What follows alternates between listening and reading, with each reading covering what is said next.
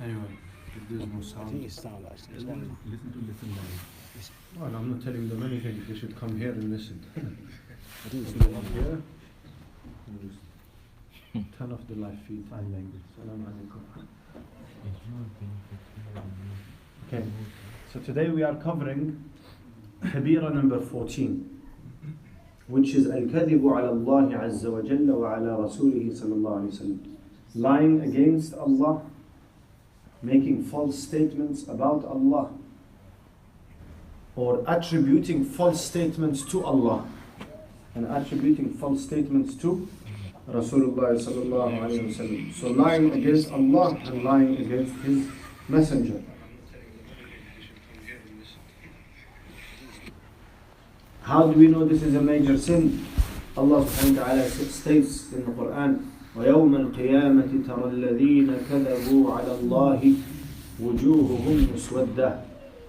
That the faces of those who lie against Allah in this world, on the day of resurrection, their faces will be darkened.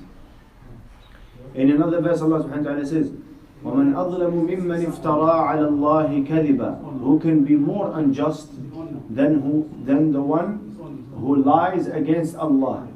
وَمَنْ أَظْلَمُ مِمَّنِ افْتَرَى عَلى اللَّهِ كَذِبًا أَوْ قَالَ أُوحِيَ إِلَيَّ وَلَمْ يُوحَ إِلَيْهِ شَيْءٍ. Or claims that I have received revelation. Why not receiving revelation? أَوْ قَالَ سَأُنْزِلُ مِثْلَ مَا أَنزَلَ اللَّهِ.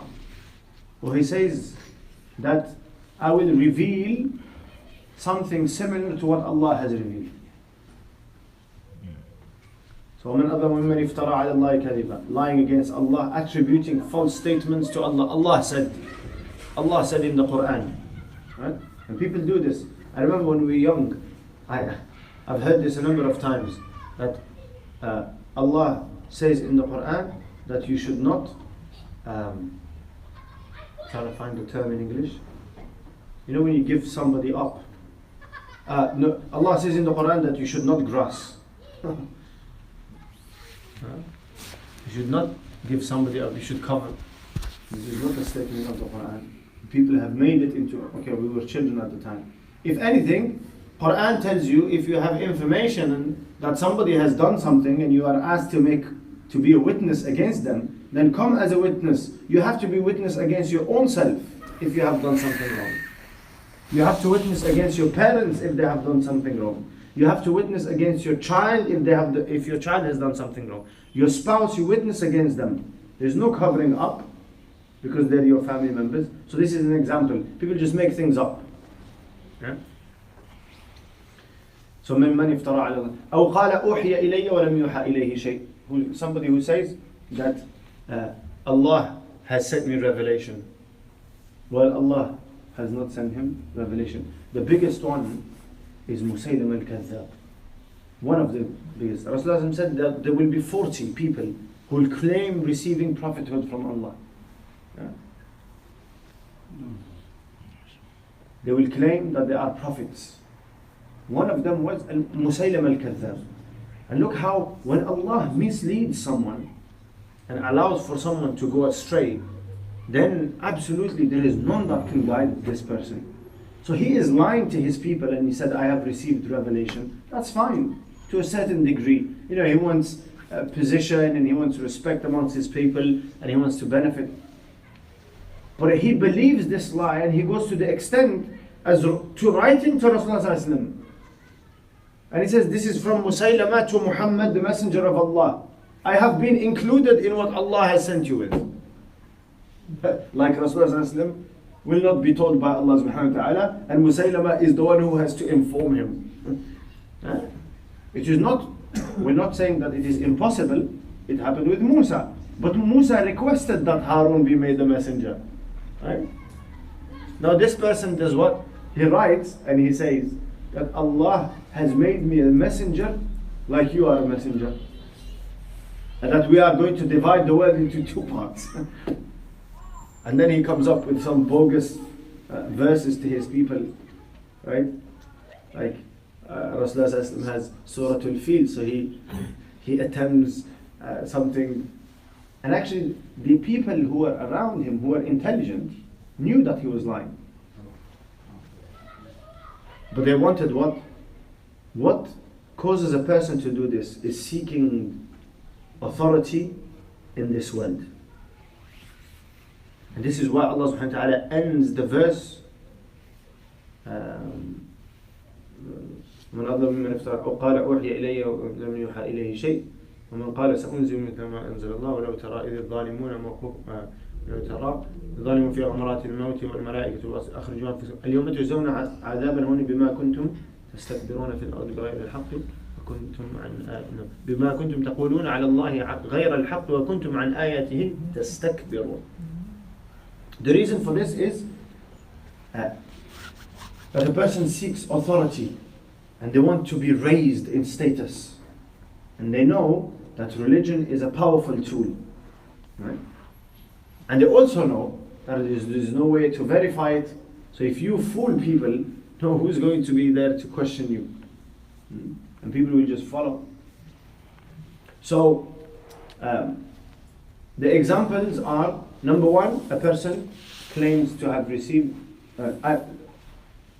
attributes a false statement to Allah, number one. Number two, claims to have received revelation, right? We have this Ahmad Mirza in Qadiani in the recent ages, right? And now Ahmadi Muslim. The same thing. Huh? The same, right? Yeah. They claim that they are Muslim. They are not Muslims. We are Muslims. We don't accept them as Muslims. They can call themselves what they want. Call yourself what you want, right? But according to the principles of Islam, Rasulullah is the last messenger. لا نبي بعدي ولا أمة بعدكم. Right? There is no messenger to come after. Muhammad. Huh? خاتم النبيين. Right? محمد رسول الله. No. ما كان محمد أبا أحد من رجالكم ولكن رسول الله وخاتم النبيين. Rasulullah is the final, the seal of all prophets and messengers. أو قال سأنزل مثل ما أنزل الله. Or somebody who claims that they can do what? They say, oh, there is no Quran, no big deal. We can bring something forward like Quran. And I have come across somebody, I don't know how I came across it, but on YouTube, some person who's made verses on surahs, right? And he recites them, and he says, oh, this is like Quran, look. You know, it's got meaning and it's wisdom and what have you. And the amazing thing that this person doesn't see, because the person recites it, and he recites it just like Quran. And he takes the rules of tajweed of Quran and he puts them to his revelation or whatever he wants to call it, right? And he does idgham and ikhfa and mad, and he recites it in the same style, and then he says, I've brought something new. Wal'iyadu billah. So this is a major sin. And Ibn al-Jawzi rahmatullah alayhi says that in interpreting this verse, he says, some scholars hold that lying about Allah and His Prophet is unbelief that puts one beyond the fold of Islam. And this is true. Somebody that makes a claim like this, that I can bring a verse like the Quran, or this is revealed by Allah, right? The claim of some that Quran has some chapters missing that were consumed or ate by a goat. Right? All of this is what? Something that takes a person out of the fold of Islam, if you make a claim such as this. Right? So there's two types of lying against Allah and against His Messenger. One is when you make a clear false statement and attribute it to Allah subhanahu wa ta'ala, something that Allah did not say, something that Rasulullah did not say. This person is, what is happening to them? They're on the verge, or at times they have crossed this line and the boundary of Islam now. They have disbelieved, because Islam is to submit to everything that Allah has revealed. And you are making up things. Right? You are not submitting to what Allah has revealed. You're making up your own deen and your own religion. Right? So that some scholars hold that lying about Allah and His Messenger is unbelief that puts one beyond the pale of Islam. And he says, there is no doubt that a premeditated lie against Allah and His Messenger that declares something which is unlawful to be permissible or something permissible to be unlawful is pure unbelief. The example of this, somebody that says that alcohol is halal. This is pure unbelief. Why? Because the statement is very clear in the Quran. And ulama have interpreted this statement very clearly. Right? Somebody that says zina is permissible. Somebody that says that you do not have to pray 5 daily prayers. You do not have to fast the month of Ramadan. Right? So they make what is halal into haram. And what is haram into halal. Nobody has authority to do that except Allah and His Messenger. With the passing of the Messenger sallallahu alaihi wasallam, what was left as halal at that time remains halal until the day of Qiyamah. And what was left as haram by Rasulullah sallallahu alaihi wasallam will remain haram until the day of Qiyamah. Nobody is allowed to alter the command of Allah, legislation. You can't change something that you have a judgment on by Allah and His Messenger. And Allah Azza wa Jalla says, وَلَا تَقُولُوا لِمَا تَصِفُ أَلْسِنَتُكُمُ الْكَذِبَ هَذَا حَلَالٌ وَهَذَا حَرَامٌ لِتَفْتَرُوا عَلَى اللَّهِ الْكَذِبَ إِنَّ الَّذِينَ يَفْتَرُونَ عَلَى اللَّهِ الْكَذِبَ لَا يُفْلِحُونَ. Do not claim that things that have been made haram by Allah, you claim them to be halal. And the things that have been made halal by Allah, you claim them to be haram in order to lie against Allah. Then Allah Azza wa Jalla says, إِنَّ الَّذِينَ يَفْتَرُونَ عَلَى اللَّهِ الْكَذِبَ لَا يُفْلِحُونَ. Those who seek to lie and attribute false statements to Allah will never be successful. They will not be successful in this world because Allah has guaranteed that He will protect His word. You can't lie about Allah. And this is why those who attempted to do something, they tried to do what? Lie about Rasulullah. They can't lie about Allah. Quran is preserved. إِنَّا نَحْنُ نَزَّلْنَا الذِّكْرَ وَإِنَّا لَهُ لَحَافِظُونَ. So try as you may, you can never be successful in this world. And in Akhirah, you cannot be successful. That is definite. Okay. So if you try to make something through attributing a statement to Allah or lying about Allah and His Messenger, to make something that is permissible unlawful, and something that is unlawful permissible, this is taking you out of the fold of Islam. And Rasulullah says in his statement that previous nations had worshipped the authorities of their faith, right? Priests and rabbis were worshipped other than Allah. So Sahabi said, Ya Rasulullah, they didn't really worship them. They worshipped, God or Jesus or whatever their creed is. They didn't worship priests and rabbis. He said, did these priests and rabbis not make halal what Allah had made haram? And they did not. Did they not make haram what Allah had made halal? He said, yes, Ya Rasulullah. He says, this is their worship. Why? Because this is exclusive to Allah and His Messenger. And actually even Rasulullah himself does not make a decision. What he informs us of has been decided by Allah. So this is very clear. If a person does this, they come out of the fold of Islam. This is not a major sin. Okay? It is a sin that takes a person out of the fold of Islam. What is a major sin then? He says the question as to when it is a major sin rather than outright unbelief only concerned lies about other than that. Meaning that Allah subhanahu wa ta'ala says something in the Quran and you try to interpret it according to what you think. Now what is revealed by Allah is not open to interpretation. It is not human it is not human speech that it's open to interpretation. Like, the government brings out a bill or whatever, laws, and he said, well, it's open to interpretation. Everybody interprets it the way they see fit. Yes, because it is another human being's speech, statement. This is the statement of Allah. It is not open to interpretation. Only the Messenger interprets.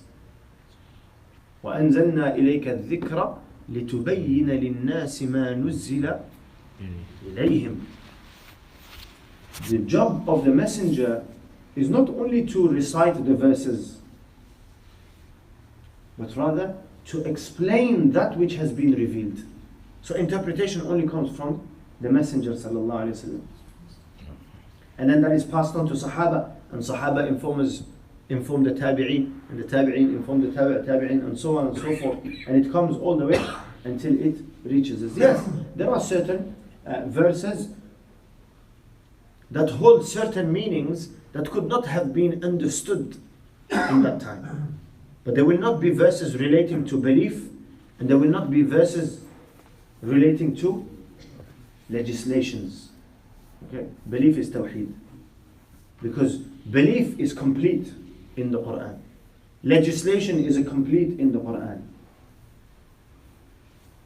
What is possible is that certain meanings could not have been understood at the time of Rasulullah sallallahu alaihi wasallam, or at the time of Sahaba. They understood them in accordance to their human experience. And we understand them today in a different context. That is not meaning that they did not understand them at all. Right? So the Quran is not open to interpretation. And this is why a person who attempts to interpret verses of the Quran according to his whims and desires is lying against Allah. And this is a major sin. So you read a verse of the Quran and you say, I think Allah means this. What do you mean? You think. Who has given you authority to think?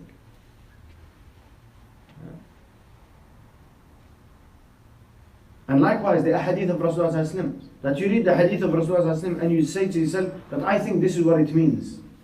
You do not have the authority, especially when it comes to legislation and when it comes to matters of belief. Okay? So understand the Quran as Sahaba understand. Yes.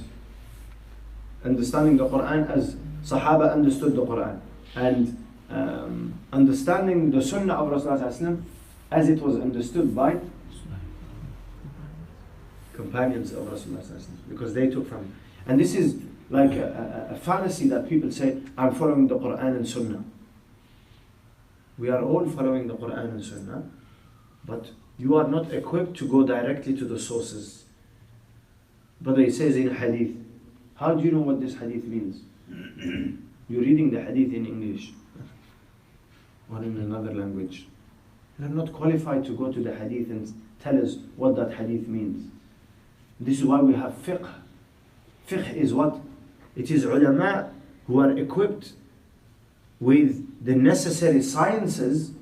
They extract from Quran and from the Sunnah of Rasulullah how to perform worship, how to believe in Allah, how to lead your life as a Muslim. Right? So when you say fiqh, they say, oh no, brother, you talk about Imam Malik said, or Imam Shafi'i. He said, no, brother, look, I'm following Quran and Sunnah. Which Quran and Sunnah? Your own interpretation of Quran and Sunnah. Right? And actually, people who make this statement, they don't realize that they are following somebody. You are following someone. Because how did you learn how to pray? Oh, I read the book of this sheikh and that sheikh, and it has all ahadith. You're following that sheikh's interpretation of those ahadith. So who is better? That sheikh or somebody who is from tabi'in or tabi'in? Even that sheikh, if he were to be asked, who has more knowledge, yourself or Imam Abu Hanifa? Yourself or Imam Malik? Yourself or Imam Shafi'i? And people make statements. Oh no, this opinion of Imam Abu Hanifa is not accepted. Why? Because there is a hadith of Rasulullah. Oh, subhanallah. Who allowed you to interpret this hadith of Rasulullah? That is not the job of... Yes, fuqaha amongst themselves, they can do that. Yes? They can state the opinion of one. They are qualified to do that. Say this is the opinion of Imam Malik, but it seems like the opinion of Imam Shafi'i is more correct.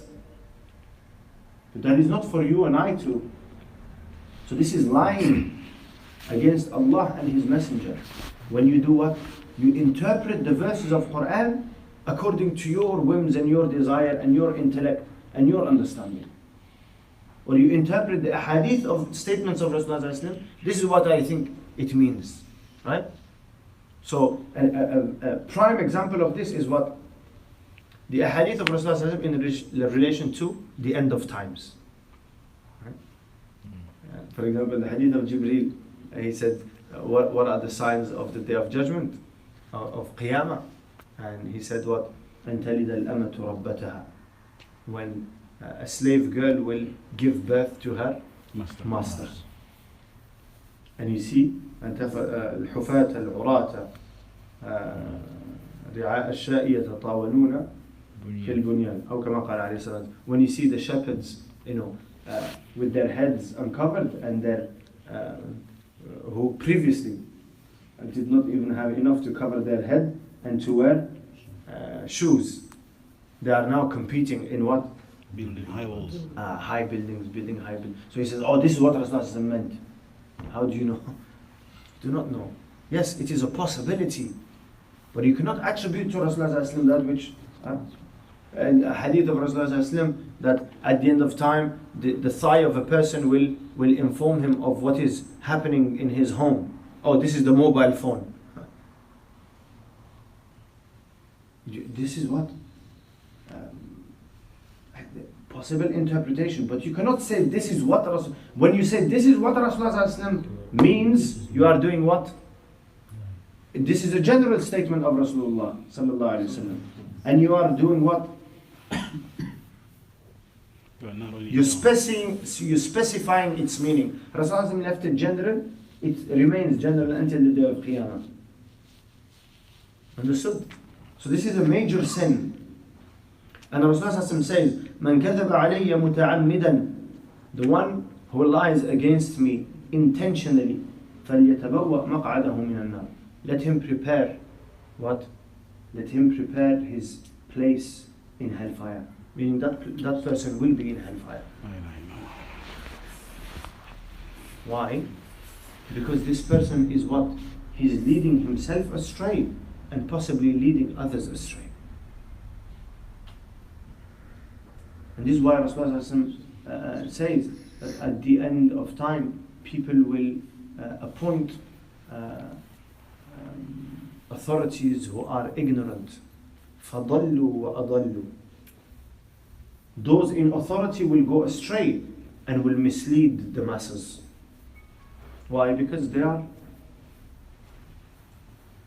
attributing to Allah and His Messenger that which was not said by them. Also, Rasulullah says, "Man rawa anni hadithan wa huwa yara annahu kadhibun, fahuwa ahadul kadhibin." That a person who relates a hadith about me and knowing that it is a lie, he is what? A liar. A liar that are described in the Quran by Allah subhanahu wa ta'ala. A very common thing is what? Now in this day and age, this forwarding of messengers. Yeah? So you receive what? A message, and it says a hadith, and mashallah, you with your enthusiasm and your wanting da'wah, and you just share it. And you do not know. Yeah? If you don't know, don't share. There is no need. Because you could be thinking that you are doing something good, and instead you are doing something wrong. So either you check that hadith yourself, or you ask somebody who knows, and then you forward it. You know that this hadith, you've come across it, you've heard it in a khutbah, you heard it in some sort of halaqah, in study, you're aware this is a hadith of Rasul. For example, there are certain hadith, we all know them. إِنَّمَا الْأَعْمَالُ بِالنِّيَّاتِ. Simple hadith, everybody knows that actions are in accordance to their intentions. Right? If you receive something of that sort, then forward it on. But do not forward on what you are not aware, you are not certain that it is a statement of Rasulullah sallallahu alaihi wasallam. And Rasulullah also said, إِنَّ كَذِبًا عَلَيَّ لَيْسَ كَكَذِبٍ عَلَى غَيْرِي. That lying against me is not like lying against anyone else. if you say Imam Oussama said this, and I didn't really say it, is no big deal, right? There could be a misunderstanding. There is mitigation. And ultimately, even if you are lying, it's not going to be considered a major sin. Like, why? Because it's not going to misguide people.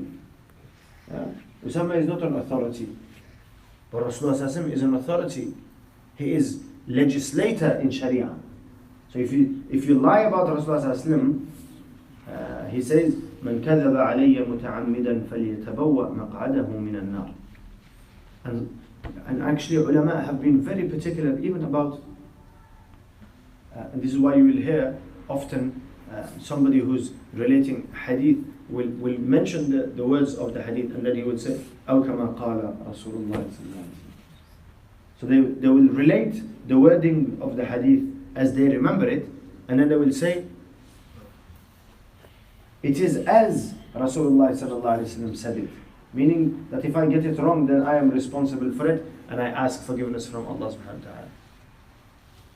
So, being careful. There is no harm in relating the summary of the message. Yeah? So sort of, let's say for example, you had a hadith in which you say that the meaning of this hadith is that the intentions of actions are very important. There is no problem with that. You are conveying the message of the hadith. But don't say Rasulullah sallallahu alaihi wasallam said. No. You will say what? There is a hadith and its meaning is that actions are in accordance to intentions. A person will be rewarded or punished in accordance to intentions. This is because, yes, da'wah and inviting people to Allah subhanahu wa ta'ala is not exclusive to ulama. So how do I do it? If I cannot relate a hadith and I do not have knowledge of a hadith, then you do what? You call people through what? The meanings of a hadith, without attributing that directly to the wording to Rasulullah sallallahu alaihi wasallam, so that you are not lying, but at the same time you are conveying the overall message of Rasulullah sallallahu alaihi wasallam. So this is what we said, the major sin number 14, and we have to be very careful in relation to this, lying against Allah and lying against His Messenger. If a person, if it is relating to halal and haram, then this person will do what? Will be coming out of the fold of Islam. And if it is interpreting the statement of Allah or interpreting the statement of Rasulullah sallallahu alaihi wasallam in a way that is not intended by Allah and His Messenger, then this person will do what? Will be committing a major sin for which they are punishable. Now somebody will say, well, Rasulullah sallallahu alaihi wasallam informs us that if a person makes an effort to understand something, if he makes a mistake, he has one reward. If he gets it right, he has two rewards. If he makes a mistake, he has one reward. This is for what? The person who is qualified to make an interpretation. So this person has acquired all of the sciences. He knows the context. He knows the background. He understands through other study of other ahadith. This is what Rasulullah generally means when he makes a statement like this, and he's looking for a way to do what? To interpret that hadith so that people can understand it. Now this person, it is possible that they make a mistake. Right? And this happened in the lifetime of Rasulullah sallallahu alaihi wasallam. This is a famous sort of hadith or incident that generally is used as evidence for what? The differences of opinion amongst ulama, who sometimes the same hadith but they differ in their interpretations of that hadith, but they are qualified for it. Okay? It's not given to the general public. Why? Because they have studied the body of Sharia and multiple sciences relating to Quran and to hadith. So they know how to extract meaning, unlike somebody who is just reading translation and starts to give fatwa. So the famous incident is that Rasulullah gave Sahaba radiallahu anhu majma'in an order, and he said, that none of you should pray Asr unless they are in Khaybar. This is why the Rasulullah was going out from Medina to Khaybar. Yeah? He received a command from Allah through Jibreel alayhi salam that you are to go to Khaybar and evict its residents from it. So Rasulullah says to Sahaba that do not pray Asr unless you are in Khaybar. So Sahaba radiallahu anhum, as they started to travel to Khaybar, the time of Asr came.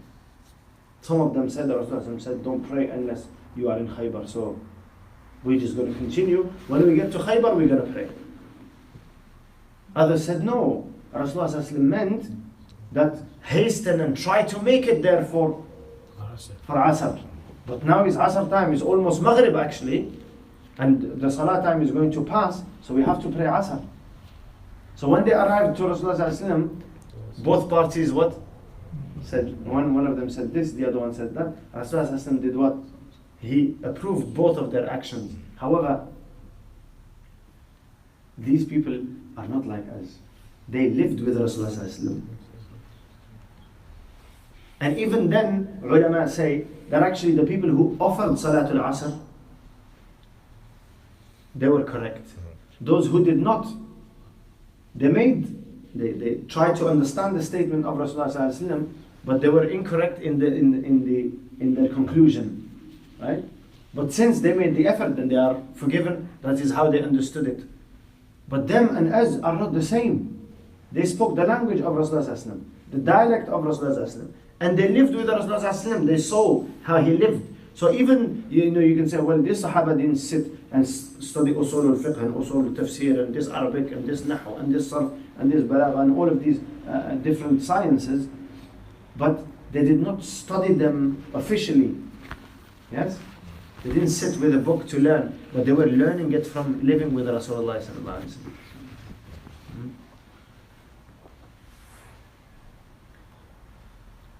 Okay, moving on. Kabira number 15. Al-firaru min al-zahf. Fleeing from the battlefield. This is stated by Allah subhanahu wa ta'ala in Surah Al-Anfal, I believe. He says, وَمَنْ يُوَلِّهِمْ يَوْمَئِذٍ دُبُرَهُ إِلَّا مُتَحَرِّفًا لِقِتَالٍ أَوْ مُتَحَيِّزًا إِلَى فِئَةٍ فَقَدْ بَاءَ بِغَضَبٍ مِّنَ اللَّهِ. That the one who turns his back to the enemy at the time of battle, فَقَدْ بَاءَ بِغَضَبٍ مِّنَ اللَّهِ. That person has earned the anger of Allah. وَمَأْوَاهُ جَهَنَّمْ. And his abode is hellfire. وَبِئْسَ الْمَصِيرُ. And it is an evil abode. And Allah Azza wa Jal makes two exemptions to this. If you turn your back to the enemy in the time of war, He says two exemptions. One is because it is a tactic of war. You're turning your back in order to return. Right? إلا متحرفا لقتال أو متحيزا إلى فئة. Or you remove yourself from there in order to join another group of people who are more in need of your fighting. Okay? So, what we know from this verse, that the person who turns his back in the battlefield, this person is considered what? They have earned the anger of Allah and their abode is Jahannam. This is what? Warning. And because of this warning, this becomes a major sin. Okay.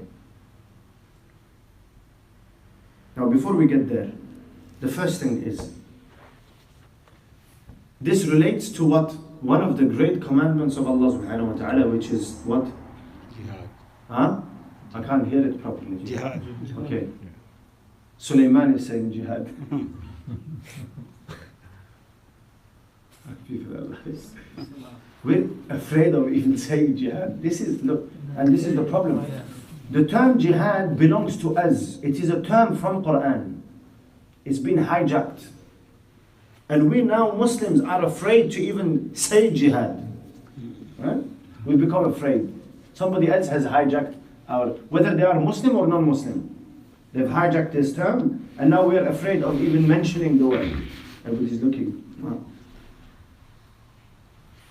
Jihad is what? One of the commandments of Allah. And it is the way of Rasulullah sallallahu alaihi wasallam. And yes, there are different categories and different levels of jihad. But it is what?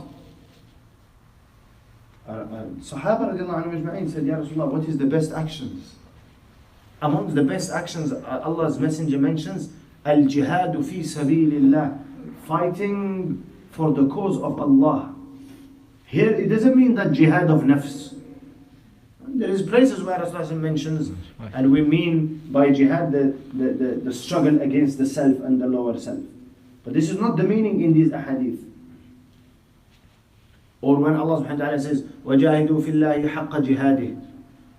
Or He says, الَّذِينَ آمَنُوا وَجَاهَدُوا فِي سَبِيلِ اللَّهِ بِأَمْوَالِهِمْ وَأَنفُسِهِمْ فِي سَبِيلِ اللَّهِ.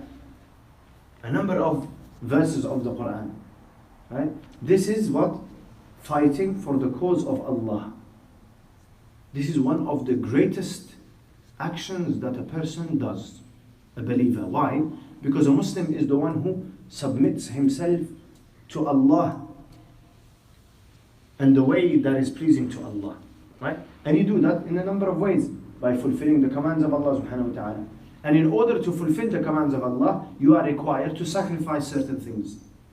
In salah, you sacrifice time to pray. Right? In fasting, you sacrifice what? Fulfilling your pleasures of eating and drinking and so on and so forth. In zakah, you are what? Sacrificing your wealth. In hajj, you sacrifice your time and your wealth. In jihad fi sabilillah, you are sacrificing what? Your life, which is the most valuable thing that you have. And this is why Rasulullah promises that when a person is martyred in the path of Allah subhanahu wa ta'ala, fighting for the cause of Allah, that person's major and minor sins are forgiven before the drop of blood reaches what? The ground. And that person is not, they become sacred. Their body becomes sacred. They are not to be washed. Right? Why? Because that person is to remain like this. This blood is going to be a witness for him or her on the day of judgment. Right? So this is number one, what? The term jihad belongs to us. We have to take it back. And we shouldn't be afraid. Yes, we shouldn't talk about it without knowledge. Right? If you do not know what it means, then don't talk about it. Let alone start to develop ideologies and calling people to something that you are yourself not convinced of. You don't know anything. This is why lying against Allah and His Messenger. There are certain rules for jihad. One very important one of them is that jihad is established through a leader. Or else it'd be anarchy. Anybody call for jihad. Come on, Imam Oussama starts his own jihad, and then Brother Sulaiman starts his own jihad, and Mustafa starts. Everybody is starting their own. No. There are rules, right? And it is only to be used in certain times, because Islam did not come for war. That is not the intention of Islam. Allah says, Rahmatan lil alameen. You have been sent as mercy to mankind. But at times, mercy requires fighting. And so, we should not be afraid to say that yes, this is a command of Islam, and this is part of Islam. And understand it to a certain degree. So if we are asked about it, we are able to explain what is the understanding. What does the term mean in the Quran? What does it mean in the Sharia of Allah subhanahu wa ta'ala? This is number one. Now, it has been taken away from us and translated or interpreted as what? Terrorism. Not only terrorism, they call it what? Holy war. We don't have holy war. Nowhere in the Quran does Allah say holy war. Mubarakah. There is no holy war. There is war. حرب المقدسة. War is what? It is a necessity. Allah says, Allah subhanahu wa ta'ala says what? Avoid it as much as possible. And He tells Rasulullah وَإِن جَنَحُوا لِلسَّلْمِ فَاجْنَحْ لَهَا وَتَوَكَّلْ عَلَى اللَّهِ. Whenever your enemy says, we want peace, give them peace. And rely on Allah. Don't say, oh, well, no, rely on Allah subhanahu wa ta'ala. This is a command of Allah. Right? So, Islam did not bring war. But it is a necessity that at times you have to resort to. And it is not considered holy. Yes? What is considered, it is considered a great deal because in it, people will sacrifice what? They will sacrifice their lives for the sake of Allah subhanahu wa ta'ala. And the purpose of it is to what? Establish justice. To establish what? Justice. Justice. Not anarchy, not injustice. It's to establish justice and to bring people to what? In contact with the message of Allah subhanahu wa ta'ala. So any obstacles are to be removed. This is what? Number one, the term jihad. Number two, is that in the Quran, so does it mean that we can't, if a person is in a war, and this war is what connected to what? Protecting the deen of Allah subhanahu wa ta'ala, whether it is the lands of Islam, the borders of Islam, and so on and so forth, then you are not allowed to turn your back. But there is what? There is a condition. The condition is that in the beginning of Islam, Allah subhanahu wa ta'ala revealed in the Quran, إِن يَكُن مِّنكُمْ 20 صَابِرُونَ يَغْلِبُوا 200. But initially, Allah had commanded that if there are 20 believers, they would overcome 200 enemies of Islam. Which meant that if there was 20 and the army of the enemy was multiplied tenfold, you were not allowed to retreat. You were not permitted. And then eventually Allah subhanahu wa ta'ala says, الْآنَ خَفَّفَ اللَّهُ عَنْكُمْ. Allah has lightened the burden. وَعَلِمَ أَنَّ فِيكُمْ ضَعْفًا. Because of your weakness. Or else in the sight of Allah, one person will overcome an entire army of, why? Because this person is on truth and they have Allah with them, and the rest are all on falsehood. All the Anbiya of Allah came alone, and they overcame all evil, right?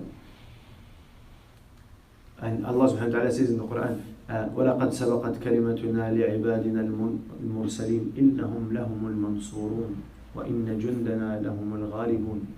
That Allah has already predestined that messengers are going to be supported by Allah, even if it is one, on his own. They will overcome. And the army, وَإِنَّ جُنْدَنَا لَهُمُ الْغَالِبُونَ, those who are part of the group of Allah subhanahu wa ta'ala, they will always overcome. Why? Because they are on truth. And truth is supported by Allah. Truth and justice is supported by Allah subhanahu wa ta'ala. Allah says the weakness is not in me, is not in what I can do. The weakness is in you. And He says to Sahaba, الآن خفف الله عنكم وعلم أن فيكم ضعفا فإن يكن منكم 100 صابرة يغلبوا 200 وإن يكن منكم 1000 يغلبوا 2000 بإذن الله والله مع الصابرين. Right? If there is 100, they will overcome 200. And if there is 1,000, they will overcome 2,000. Which means that if the enemy is, the number of the enemy is twofold, then you are not allowed to, up to twofold, you are not allowed to turn your back. If it is beyond that, you are permitted. Understood? So because of this, what? Statement of. So now that has given us what? 3 exemptions. So turning your back in the battlefield and fleeing is a major sin, unless you are doing what? Number 1 is Tactical. is a war of tactic of war. Number one, you're giving the impression that you are fleeing in order to come from a different side or attack again. This is number one. Number two, that you are going to a group of people that are in need of your support. Number three, if the army is More than the enemy is multiplied, or their number is more than twofold that of the Muslim army, then a person is permitted. Some scholars consider the jihad is the pillar number 6. So, The Sheikh said that certain scholars have considered jihad to be the sixth pillar of Islam. And it is, because it has been mentioned like that in the hadith of Rasulullah sallallahu alaihi wasallam. Yes, brother. This is not is holy war. What is those who are Afghanistan, Iraq, and Libya? What is those who are? What is the war they fight? Political war. Yeah. Bad leaders. Yes, yeah. He's right. That's the problem now. Yeah. No, it's not. It can't be. It's defending your land. That's the definition. No, I of said jihad. bad leaders as in government who are in charge of the government. That's That's one why he part. asked why in Libya and Afghanistan and all these countries. Mhm. Why do you think? Is it because they had good leaders? Still jihad, though. Yes, it Still is. jihad. You're defending your land. That's the definition of jihad. Yeah, so defending your land, it's only considered jihad if it is Muslim land. Yeah. So jihad is of a few types. Number one is if you are defending your personal honor, your personal life, and your personal belongings. This is number one, jihad. Why? Because you are fighting injustice. Somebody wants to take your life. Somebody wants to take your wealth. You are fighting in order to stop them, to stop injustice.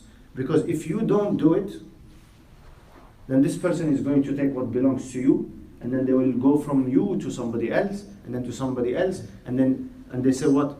All it takes for evil to prevail is for good people to do nothing. And that is not permitted in Islam. Okay? You have to fight evil. Rasulullah said, مَنْ رَأَى مِنْكُمْ مُنْكَرًا فَلْيُغَيِّرْهُ بِيَدِهِ. If you have the ability to change evil with physically, then change it physically. For example, somebody comes to take something that you own. Don't let them take it. Fight. Right? If you cannot, you are physically weaker. It is a woman, for example, a Muslim woman, and the person is what? A man. Then she has to do what? At the very least, if you can't change it with your hand, then change it with what? With your tongue. Ask for someone to support you in stopping the injustice. Right? And if you cannot even do that, then to feel bad in your heart. Whether that is injustice towards you or injustice towards somebody else. So this is one form of jihad. The second form of jihad is what? Is when the enemy of Islam seeks to restrict the spread of the message of Islam. Okay? And you find you try to negotiate, but there is no negotiation. They refuse to allow you to convey the message. Right? So now you are what? You are doing it and this is i'la'u kalimatillah. Right? In order to convey the message of Allah subhanahu wa ta'ala. Because if this obstacle is not removed, many people are going to be what? Led astray, because they are not going to come in contact with the message, with revelation. So for that reason, you will have to remove this obstacle. This is number two. Or number three, if fighting on behalf of your land, meaning that this is a land that is established, it belongs to Islam. Right? It is a land of Islam. And you have an enemy that is not Muslim seeking to take that land. Then fighting in order to protect that land is what? Considered as jihad. And there are different types of jihad. There is one jihad where you are defending. There is no doubt about this, and there is no difference of opinion. That you are to defend the deen of Allah, and you are to defend the land that belongs to Islam. Yes, there are conditions. One very important condition is that it has to be done in an orderly manner, which means that you are to follow what? The leaders. The leader and the authority, right? You have to.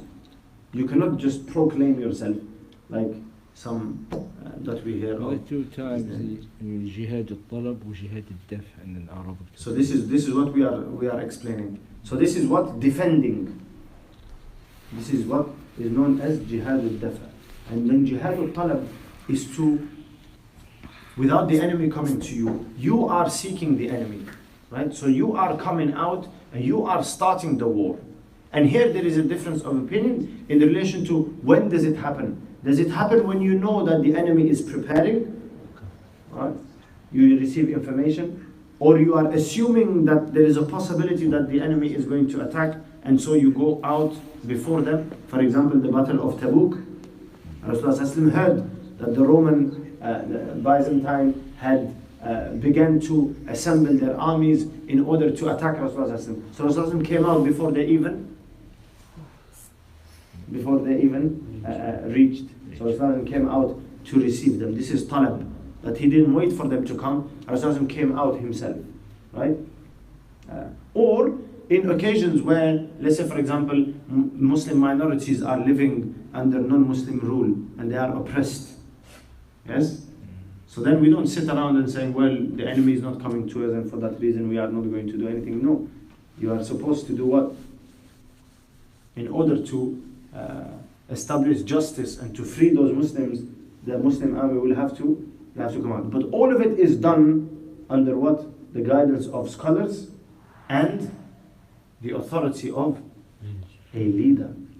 Right? Without that, it cannot be left in the hands of people to interpret verses as they want and ahadith as they want, and people come out with interpretations about the verses of Surah At-Tawbah and a hadith of Rasulullah. Rasulullah was sent to fight people until they say La ilaha illallah. So now we have to fight the whole world. So what do you say about what Rasulullah did with the Bedouin tribes who came to him and accepted his authority? They did not become Muslim, they remained mushrik, and Rasulullah accepted from them. Right? So it is what? This is the result of lying against Allah, right? Interpreting the verses of the Quran and interpreting the ahadith of Rasulullah in a way that serves your purpose, what you want. You want to go to war. So what I do is, I bring a few verses, bring a few ahadith, and a person that doesn't know anything, I just,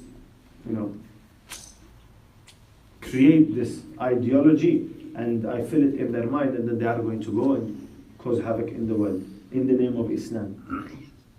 But any intelligent person knows that this has nothing to do with Islam. It is what? Misinterpretation of Quran and the hadith of Rasulullah. Anyway, so the Kabira number 14, it is lying against Allah and His Messenger. And Kabira number 15, it is what? Fleeing from the battlefield. We ask Allah subhanahu wa ta'ala to grant us more understanding and to enable us to refrain from these major sins. You have a question? Yes. I was going to say, certain scholars say that places like where the war has started in a Muslim land, whichever example you want to take, the specific example, you're not supposed to leave that then. It's haram on you to leave. Is that valid, or is